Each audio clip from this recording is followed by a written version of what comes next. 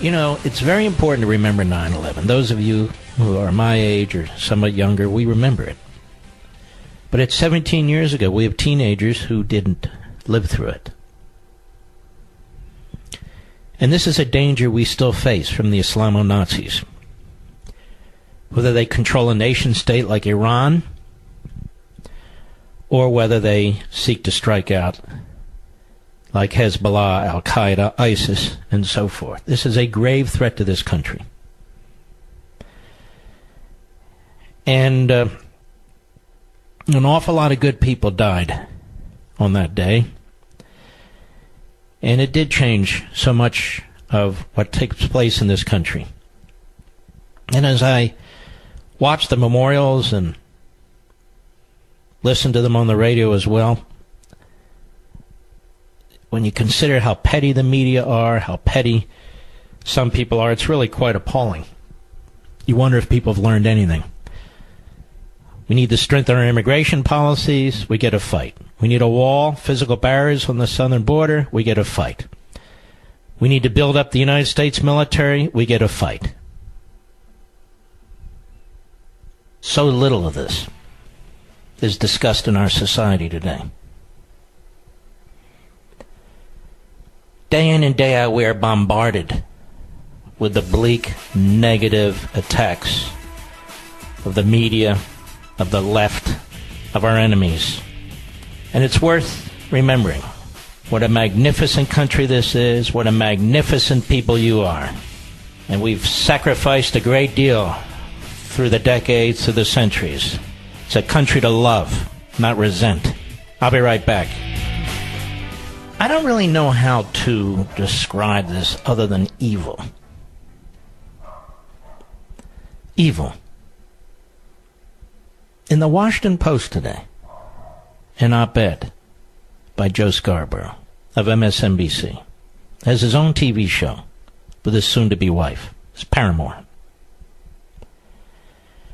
And as you're thinking about 9/11 and the lead-up to 9/11, to sit down and pen an op-ed of the kind that Joe Scarborough did is pure evil. It's diabolical. And he's very proud of it. Here's what he said this morning on his program. Listen to this. Cut one, go. I love that line, that Roger Cohen line, America is an idea.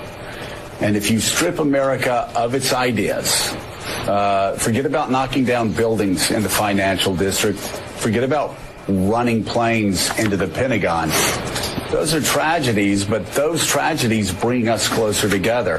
America is an idea. You gut America of that idea. Now, let's just stop. You see how quickly he dismisses it. It's 9/11.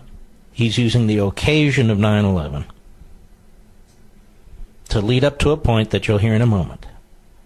You know, forget about knocking down buildings in the financial district. Forget about running planes into the Pentagon. Those are tragedies, but those tragedies bring us closer to... He's got ice water in his veins. Because he's sprinting to a point that he feels he desperately must make. Go ahead. Arm to America. Roger Cohen wrote that right after Donald Trump was elected, and unfortunately 18 months later across the world you have people looking at a country that is saying they want to ban people from coming to America because of their religion. Now, nobody has said that. Nobody.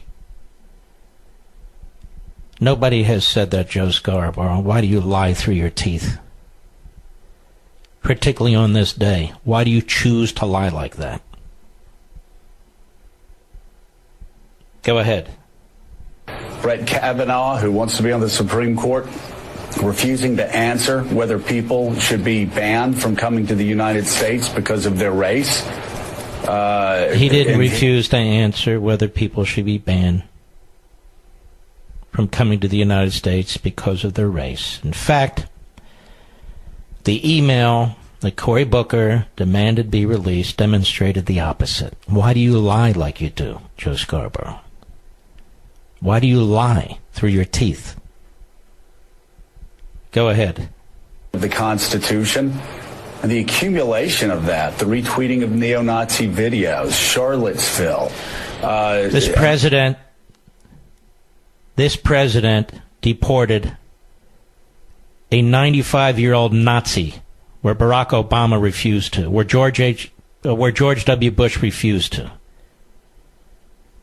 You really think he's a neo-Nazi? How outrageous is this? Do you think the neo-Nazis like the fact that this president has a 90% popularity rate in Israel? You think the neo-Nazis like the fact that he has a daughter and a son-in-law and grandchildren who are Orthodox Jews? Do you think the neo-Nazis like the fact that he recognized Jerusalem as the eternal capital of Israel and moved our embassy there? Other presidents running for office lied about it. He actually did it. Or that he closed the PLO office? Tell me, Joe Scarborough, what the hell have you done in your life? Are those the actions of somebody who's sympathetic to neo-Nazis? Why do you lie like this, Joe Scarborough? Why do you lie through your teeth? Go ahead. Go on and on. What he said about majority black countries. He didn't say anything about majority black countries. He talked about destitute countries. Destitute countries. And that is a matter of immigration policy. It's been the immigration policy of this country for some time. That people who come to this country need to be able to contribute to this country. That means some will be destitute, some will not. But he's talking about standards that have been in place for 150 years. Only to the last 10 years have they not been in place. Has nothing to do with race. Go ahead. That is tearing more at the fabric of America than attacks on the Twin Towers did. Than attacks on the Twin Towers did. So Trump is more dangerous, more damaging to America than the Islamo-Nazis that slammed those jetliners into our buildings and into central Pennsylvania. You must really have a hate on. You must really be an egomaniac beyond measurement to say such things. Like I said, evil and diabolical. Go ahead. Built from that. We became stronger because of that. But this seems to me a far graver threat to the idea of America. The far graver threat to the idea of America. That is Donald Trump. He's a kook, this Joe Scarborough. And, of course, the Washington Post ran his piece, just like the New York Times ran the anonymous piece. Our free press. The golden age of journalism. You see, ladies and gentlemen, those of you who are truly patriotic Americans, you see it, I see it. Anything goes when it comes to attacking the President of the United States. And not only that, anything goes when it comes to attacking you. Scarborough has had people on his show that have said that you are the equivalent of Nazis and racists. This is really quite evil, quite diabolical, what's taking place here. And they have to lie in order to advance their positions and their arguments. And to use the occasion of 9/11 to push out some drivel is truly unbelievable to me. There's a guy by the name of Devin McCourty. Devin McCourty, New England Patriots. Is he still a player or is he retired? Do you know, Rich? He's still a player. And he was on MSNBC today. This MSNBC. I mean, this is a real hate network. Now listen to this football player with the New England Patriots. Cut 2, go. I think if you truly want to get involved and not just throw out the idea, oh, these guys are protesting the anthem and the servicemen, but to actually listen to us and see what we're talking about. We've had opportunities to talk to some of those servicemen, and they said that's what they fought for. So I think a day like today where we're talking about 9/11 everywhere, I think it's the quality of what people went through when they were trying to rescue lives. That's the same thing we're trying to fight for. The same thing you're trying to fight for? You mean taking a knee at a football game is the same thing you're trying to fight for when those first responders were trying to rescue people? Did MSNBC go back to those first responders, those who are still with us, and ask them if taking a knee at a football game is the same thing as when they went into those buildings to try and save other human beings, that that's the same thing as taking a knee? Is this guy, Devin McCourtney, this stupid? This self-deluded? I think he is. And, of course, the media give him a platform. The media give him a platform. MSNBC wants this message out. The Washington Post wanted the Scarborough message out. I strongly doubt that the vast majority of active duty military and veterans in this country agree. I strongly doubt that the vast majority of first responders in New York City, at the Pentagon, in central Pennsylvania agree with this. I strongly doubt that the vast majority of these heroes agree with Joe Scarborough that Donald Trump is more dangerous than what took place on 9/11 because he's a threat to the American idea. These are very bad times, ladies and gentlemen. We have elements within this country. I believe they are a distinct minority, although they're all over the media and they seem like a distinct majority. There are elements within this country who absolutely hate it. Joe Scarborough hates this country. To make a comment like this, to write an op-ed like he did, he despises his fellow Americans. He can talk all he wants about the American idea. We have an American reality. We have a Declaration of Independence. We have certain principles. We have a Constitution of the United States. We have a civil society. America is more than an idea. When John Locke was asked about his ideas of natural law and unalienable rights, where do these come from? Where do these ideas? Where are they today? You know what he said? America.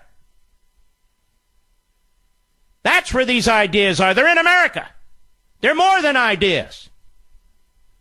It's America. With real documents, with real principles, with real institutions. That Scarborough and this clown in the football suit are attacking.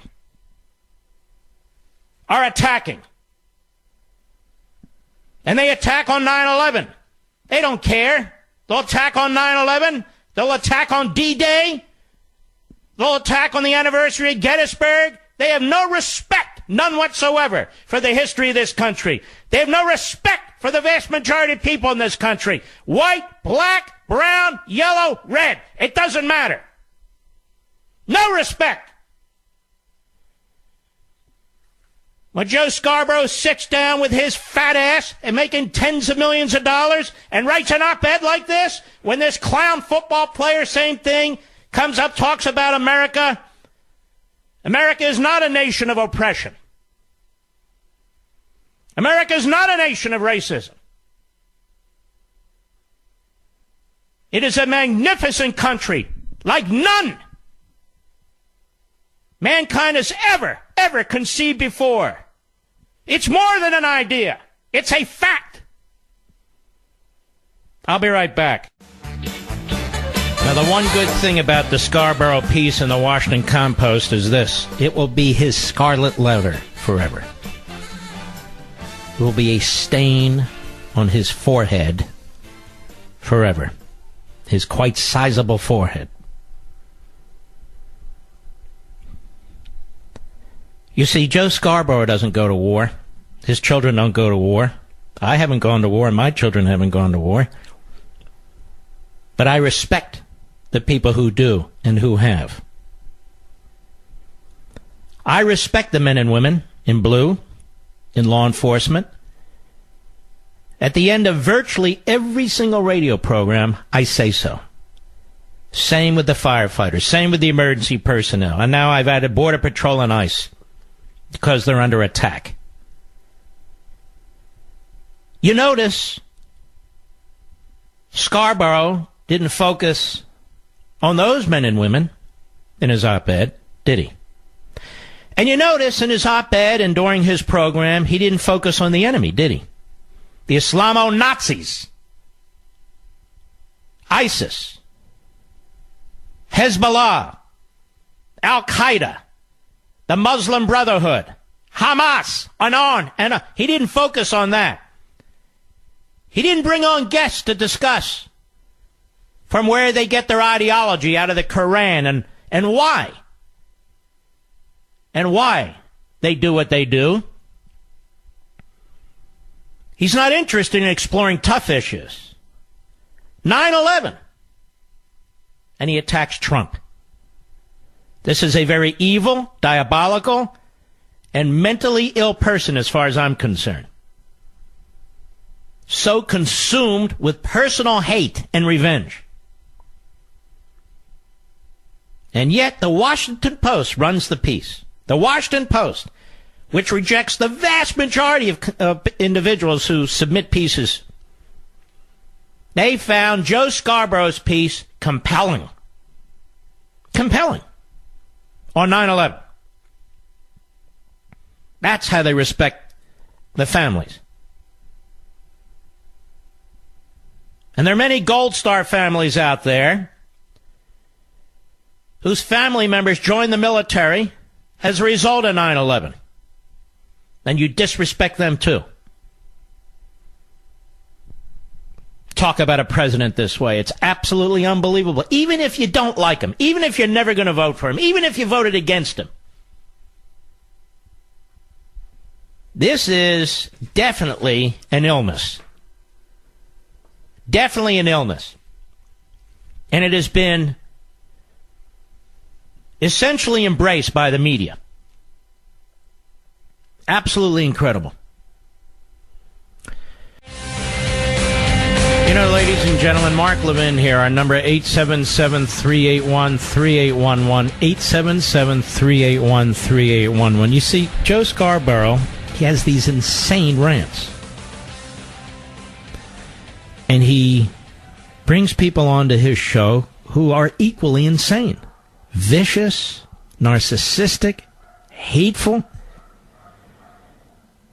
And so it's nonstop. And same with this Brzezinski, just like her father. And he gets a job from NBC, MSNBC. And then he gets a further platform in the editorial pages of the Washington Post. Now, why is that? Because they agree with him. Because they reward this kind of behavior. They pay him an enormous amount of money to do what he's doing. These are media corporations. CNN, corporate. I'm not against corporations. But you need to understand when you hear the left talk about all these corporations and the copying of Bernie Sanders and all.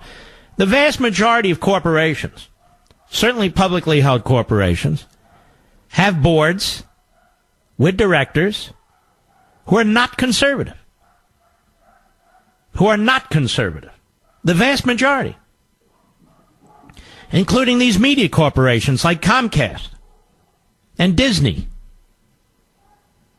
and so forth. Most of the publishing houses in this company, the executive hierarchy, liberal. Most of them are based in New York, if not Manhattan itself. So they do promote this sort of stuff, and if they publish conservatives, it's like the reptile house at the zoo, as I say. We have a special imprint just for our conservatives. Why? Well, I can't really put them in with the other authors, whatever. Okay, great. It's amazing to me. And yet it's Trump. 9/11, attack Trump. Christmas, attack Trump. Why? All right. Let's take some calls. Jeff, Seattle, Washington, XM Satellite. How are you, sir? Hey, I'm fine, Mark. I used to work for a member of Congress back in the days when Joe Scarborough was there. And he was a lot different person back then. His beliefs were, well, a lot different than they are today. And I'm really torn by this. I'm trying to figure out if he was just an empty suit back then, or, does he really believe this stuff? He gets a lot of money. I can assure you that if he were a principled, thoughtful, rational conservative, he wouldn't be on MSNBC. Can you think of one? Not on MSNBC, no. No, exactly. You must be part of the clown show, or as I call the conga line of freaks, or you will not be a host. Okay, well, that's all I wanted to say. Thanks, Mark. And he couldn't make it in talk radio, and Fox wouldn't hire him, so there you are. All right, Jeff, thank you for your call. Carmine, Fort Worth, Texas, the great WBAP. Go, please. Mark, as an Air Force veteran and a retired captain of American Airlines who flew Flight 77 on September 8th, 2001, and scheduled the flight the days following, I just wanted to express my sincere gratitude for the magnificent tribute you continue to do commemorating 9/11 and reminding us why we love our country. And to Joe Scarborough and his ilk, America is not an idea, but as President Reagan once said, it is that shining city on the hill, and that this current president is trying to restore the fundamentals that made it great. Because if we continue down the road of the fundamental transformation of it, it won't be an idea, it will be a memory. That is a brilliant point. Now, Carmine, as I played that stirring, frightening audio, I bet you put yourself right in that cockpit, didn't you? Absolutely, Mark, and it really brings you back, and it's kind of difficult to listen to. Chick Burlingame and his co-pilot, they fought for 6 minutes. Yes, and I had the honor of picking up Debbie Burlingame at the airport when she came in for Chick's memorial service, and then I had also the honor of flying Brad, his brother, back to L.A. on that same flight. It was a different number that day. Unbelievable. All right, my friend, thank you for your call and your service. 6 minutes in that tiny space up where the captain and the co-pilot were. They fought for their lives and to save those passengers and to save that jetliner. They fought for 6 minutes. It's a long time. They didn't have any weapons. The Islamo-Nazi terrorists did have weapons, the box cutters and so forth. Must have been horrific, absolutely horrific. Unbelievable, really. Brenda, Branson, Missouri, XM Satellite. How are you? Thank you, Mark, for taking my call and for the wonderful introduction with the music, and it just stirred my heart. Mark, 17 years ago today, I worked as a nurse in California, and my son called me, and he said, Mom, there's the sweetest young lady that works here with us. They're computer animators. And he said, Mom, she just got the call that her mother and her grandmother were on the first plane. They hit the Twin Towers. And I said, oh, Nathan, be nice to her, be kind to her. And Mark, the good part for our family is that 8 years later he married her. Oh, my goodness. Yeah, and she never has a day that she doesn't, and she has an identical twin, and they've gone to the memorial there in New York many times, and my son does portraits also, and he's painted a picture of her mother, and it's just the first thing you see when you walk in their home in California. It's a great likeness, but she suffers still to this day, and just so horrible thing that would happen to a young family. I just don't think you recover from something like this. I don't think you recover when any family member dies such a horrific, violent death. It's not. I mean, I was a hospice nurse, and I was with many that left this earth, but this was murder. This was just pure evil, and there's no answer for it. And my dear daughter-in-law, she carries that scar, and I know she always will. And I think of her today. I prayed for her this morning that she could have peace again, and go on with her life. So, but I by the way, I want to thank you because a hospice nurse, I mean, you're so important to a family. You're just so important to a family at a time like that. So I want to thank you for doing that, too. I really don't know how people do it, but it takes a huge heart. So God bless you, my friend. Take care of yourself. All right. Do we have time for another call, Rich?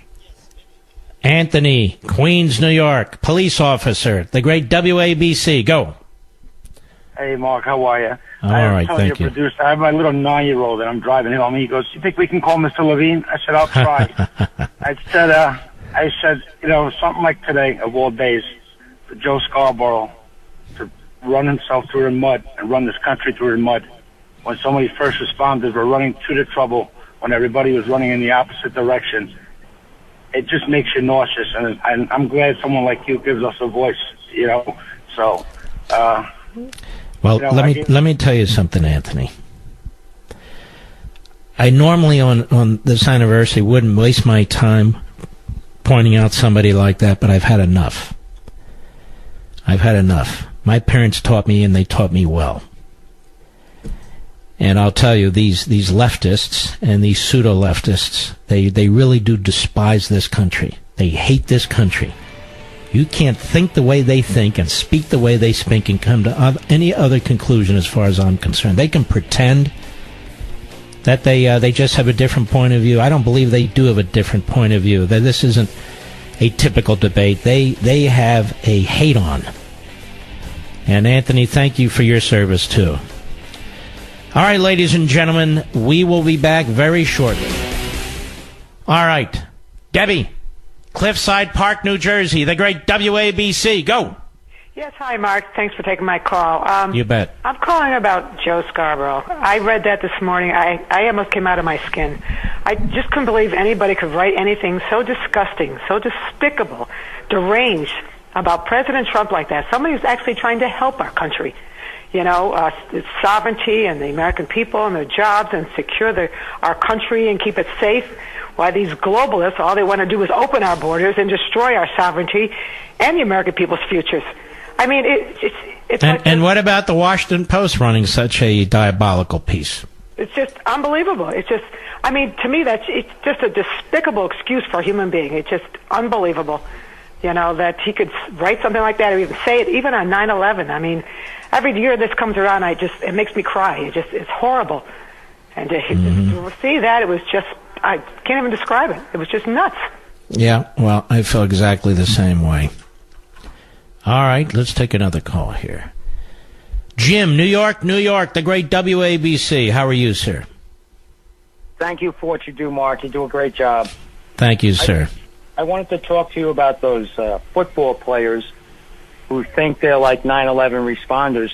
When I used to watch the NFL, I don't ever recall seeing a football player shot to death in the street or burnt alive in a fire or an EMS worker gets killed trying to rescue her truck. And, you know, what are these people thinking? Like, really? And how many of them are dying from autoimmune diseases and cancer and all the other diseases that are affecting the responders that went down there and did what we had to do? And I think they're just disgusting, despicable. And as far as Scarborough is concerned, he's just part of the cabal with the rest of them. You know, I think they were just all in cahoots and making this stuff up. May I tell everybody what your title is or no? Sure. You're a lieutenant in the NYPD, is that correct? I was. I'm retired. You're retired. I want to thank you for your service, too, sir. Thank you, sir. All right, God bless. People have had enough. I've had enough. I can't stand it anymore. I can't stand it anymore. Kathy, Scranton, Pennsylvania, the great WTRW. Go. Scarborough can go to that special place that they were talking about now. Rhode Island? I love you, Mark, and thank you for taking my call. Thank you. I wanted to tell you what a wonderful, wonderful speech our president had today. He had come to Pennsylvania. Yeah. And he had stated that the passengers on the plane were heroes. Because they were. They got it together. They overtook the attackers. They stopped the plane from going into the White House because it was going to go to the White House. Mm-hmm. And, you know, they gave up their lives. What a wonderful speech it was. And if you could play excerpts of that speech, I appreciate it. It was so wonderful. I'd hear it again even. All right. I'll tell you, what a patriarch we have for a president. No matter what these people say, it wasn't an inside job. This happened. And our government didn't do it to us. The people that did it to us were on those airplanes. I'll play a few of those excerpts in the next hour. How do you like that? Because he gave a beautiful, beautiful speech. You're right. Mark, thank you. All right, you take care of yourself. You know, good Americans, patriotic Americans, what I call regular Americans, which are outstanding people. We've had enough of this. We've had enough. Cliff, Fort Worth, Texas, Sirius Satellite, go. Mark, I want to personally thank you. This sounds weird, but I was a guest of the United States government about 9 years ago, and I started listening to the show and Rusty Humphreys after you every night, and you have changed the way I think, changed the way I live, changed the way my family lives, and I want to thank you personally for that, because I really did listen to you for 10 months every night. You listened to me to 10 months in prison? Yes. Wait, I got to hear more of this if you're willing to hold on. Yeah, absolutely. All right, don't hang up. I'm just curious, folks. I'll be right back. I want to go back to Cliff from Fort Worth, Texas. Cliff, you said you did some time, right? I did 10 months at Club Fed for tax evasion. Okay. And I was a two-time Clinton supporter, if you know what I mean, back in my 20s and late teens. And I started listening to you. And then right after you, they played the rebroadcast of Rusty Humphreys. And I probably listened to 5 hours a night, honestly. And I'm telling you, my whole way of thinking changed. I was thinking inaccurately. I honestly was. And since then, just to give you an update, 9 years later, I've got a successful business, 70 employees, a wonderful 13-year-old son, and I'm telling you right now, I know it sounds weird, but you have a lot to do with that. You and Rusty Humphreys have a lot to do with that. Well, aren't you kind? I'm really kind of proud to hear that, but it sounds like you're doing great now. Yes, I really am. My business is taking off, and I said I've got employees all over the country now, and like 23 states, and yeah, it's really fantastic, and I really appreciate it. But I was going to ask you a question. Yes, sir. Last night, I made my son sit down with me and watch a 9/11 documentary. He was obviously born in 2005. He didn't get to witness it or know anything about it. And the questions he was asking me were incredible. He really was into it and asking me what happened in this and what are we doing about it.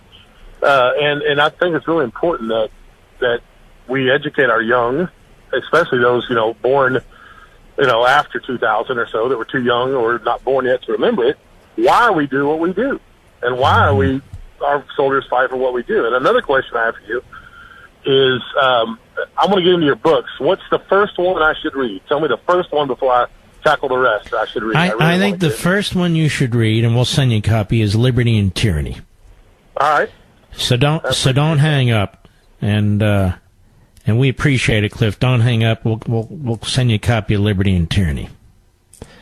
Why is it important to teach young people about what took place on 9/11 and so forth? Because of the book I wrote, Liberty and Tyranny. There's those who believe in liberty, those who believe in the civil society, those who believe in the golden rule, and then there are those who would destroy everything. We have an ideology loose in the land called progressivism. It's a nice-sounding word. We all believe in progress. But it's not progress. It's actually a throwback to feudalism and worse. It's an offshoot of a fabricated abstraction and ideology, really, that mostly comes out of Germany, like so many wonderful things. And that's why I wrote the book, Rediscovering Americanism and the Tyranny of Progressivism. I don't have enough time to get into all this today. We've talked about it in the past. But that said, we're in a battle over not just preserving our founding, but in so many ways reinstituting our founding principles. versus those who embrace a foreign or alien ideology that has been imported into the United States and is ubiquitous now. And you see it in the media, and you see it in entertainment, and in Hollywood. You see it in our politics.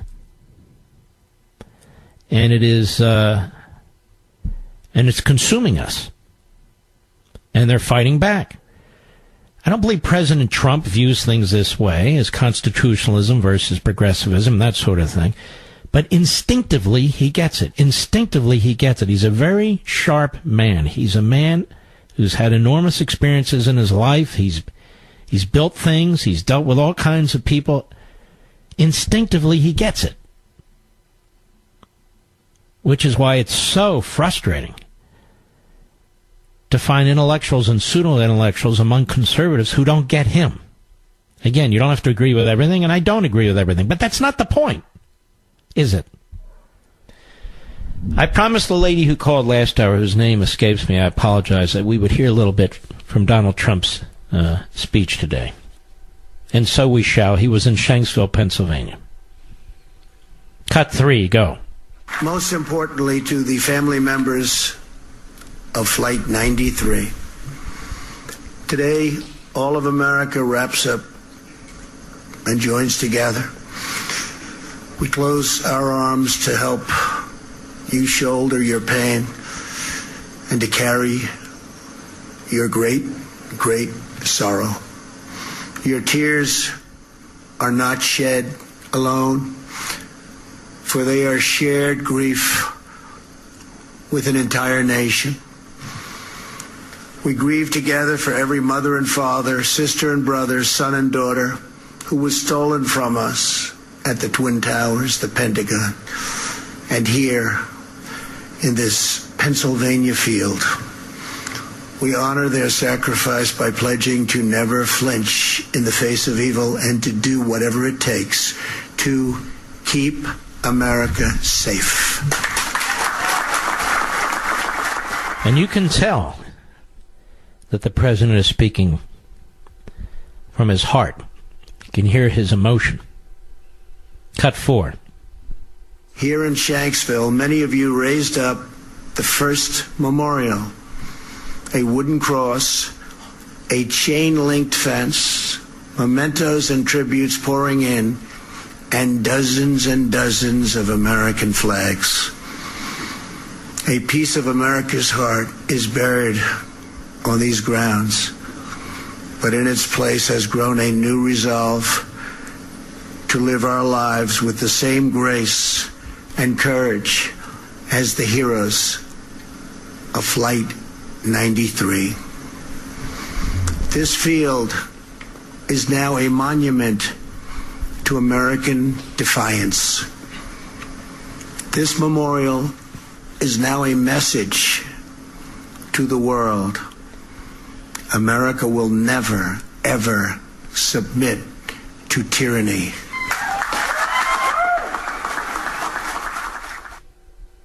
It's a beautiful, beautiful speech. Cut 5, go. Earlier this week, you dedicated the final part of this memorial, the Tower of Voices. Standing at 93 feet tall, the Tower of Voices is now the first structure visitors see when they come to this now sacred ground. It will hold 40 beautiful chimes that ring throughout these fields, each a unique note, but all in perfect harmony. Each time we hear those chimes playing in the wind, we will remember the 40. We will remember their faces, their voices, their stories, their courage, and their love. And we will remember that free people are never at the mercy of evil, because our destiny is always in our hands.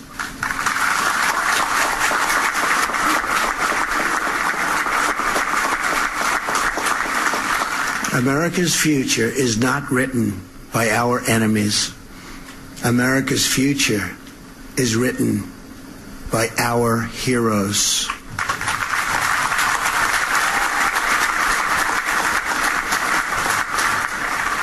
As long as this monument stands, as long as this memorial endures, brave patriots will rise up in America's hours of need, and they too will fight back. Beautiful. It was a great speech. Let's go to Bernie, Hudson, Florida, on the Mark Levin app. How are you, sir? Hey, Mark, thanks for taking my call. I want to thank you for your service for bringing common sense to constitutional rights. Thank you. All this stuff on TV today with Joe Scarborough and all them, I'm a retired firefighter after 31 years. I wouldn't allow them in any fire station in the country or police station for some of the things that have been said today. And it is. Yep. You go right ahead. My other point, I get tired of listening to all these politicians, including the Republicans, when they talk about the American people want this or the American people want that. Those people were elected in their districts to represent the people of those districts, and they have no business representing all of Americans unless they all get together and they start going to meetings in all the states and listening to what all the American people decide that they want. Mm-hmm. And I believe that they should just keep their mouth shut and do their job for the people that elected them. Well, good luck with that. Well, that ain't going to happen. Have you ever seen a politician keep their mouth shut? Well, I have now. Donald Trump is a politician now, and I'll tell you what. I never cared for Donald Trump. Yeah. But I voted for him because he's got common sense and he's a business person. And this country for the last 25, 30 years has needed a business person to run it because all they do is steal us blind. Will you vote for him again? Yes, I will. All right, sir. Thank you for your call.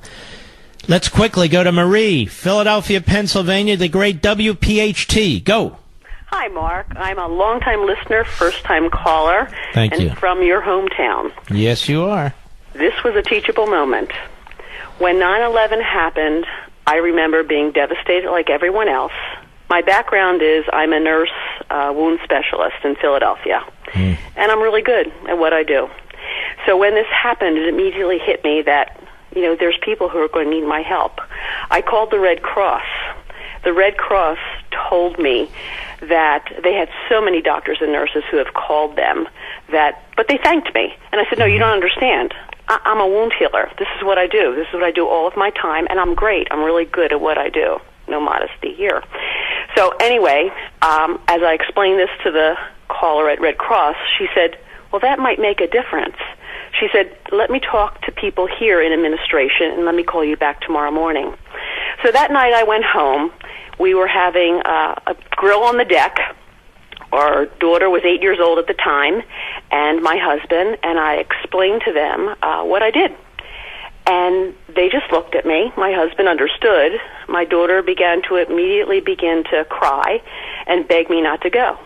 And I said to her, Jill, there's times when people need to step up to the plate because of what they do. I said, you understand. I said, I am like the best wound healer in Philadelphia, don't you?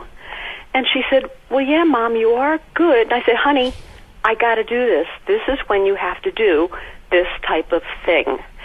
And despite her crying, she basically understood. Well, maybe not really, but today she does. Point being is the next day I got a phone call back from the Red Cross, and they told me, and it was really very sad. They said that they really thanked me. They wanted me to, they really would love to have had me be able to go, but that there were no survivors. So they weren't in need of wound healing. Today, my daughter's 25. I've got 30 seconds. She's finishing off nursing school. At the age of 14, she joined the Southampton Fire Company. She's been a volunteer fire company. They sent her to EMT training. She goes out on the truck with them as the EMT, and she's in a local rescue squad. That's fascinating. You think this came out of your discussion with her? I actually think it came out of, I think that added to it, but she was always enamored with fire, the fire company. She loved watching fire trucks. All right, Marie, this is a wonderful story. I want to thank you. I've got a hard break. We'll be right back. Mark Levin. Fakima, New York, New York, the great WABC. Go. Yes, How are you? Mark. Go right ahead. We only have a few minutes. I don't want to lose you. Go ahead. First of all, you're the funniest guy that I've heard on TV as a commentator. Just had to tell you that. Well, thank you. The thing that I'm calling about is that Rosenstein, Page, Strzok, Hillary, Comey, and Mueller should be charged with treason by Trump's administration because the dossier was fabricated with an agent from Russia, which means it's levied war against the United States. They just working out the details. Well, you know what, Fakima, I've been arguing for a special counsel to investigate this for a long time. Even people who don't like special counsel say, Mark, we don't like special counsel. Look, something really dirty and corrupt happened in our government. We're able to pull a fiber here, pull a fiber there, and I smelled this over a year and a half ago, for which I was attacked. We need to get to the bottom of this. What really took place at DOJ and the FBI? What really took place at the CIA and the National Intelligence Director's Office? What really took place in the orbit of Barack Obama and so forth and so on? And the fact that they won't appoint one is really shocking to me. You think that this will go away like the other stuff with Fast and Furious and the IRS and all? Listen, if we don't have people held to account in an institutional way, it's not going to go away. I think we've only hit the tip of the iceberg. I think there's a hell of a lot more people involved in this. I do too, and I think what Trump should do, get to these midterms, he needs to start shutting down certain areas of the government that is under Article 2 to deal with the corruption as a national emergency that we got. And he could do that. I mean, popular. But well, Joe Scarborough will accuse him of being Hitler. Well, Scarborough is mentally deranged. Oh, and my goodness. See, I used to be... See, this is the thing about Democrats. Democrats are trained. Well, how are they? They're trained to think like that subconsciously from the media and the way society is set up, because the predominant major cities in America are run cities. And then you're trained to think this way. I'm from New York. I'm 56. Trump has always been that way. He's never changed. He calls. You know, I really wish you'd called earlier, because you fascinate me. And you sound in some ways like John Voight, who said, when I was a leftist, propaganda, you're trained to think a certain way, and it's hard to break that code. Call me again, friend, okay? We salute our armed forces, police officers, firefighters, emergency personnel, all you wonderful first responders. God bless you all on this terrible day. I hope you'll check out LEVIN TV tonight.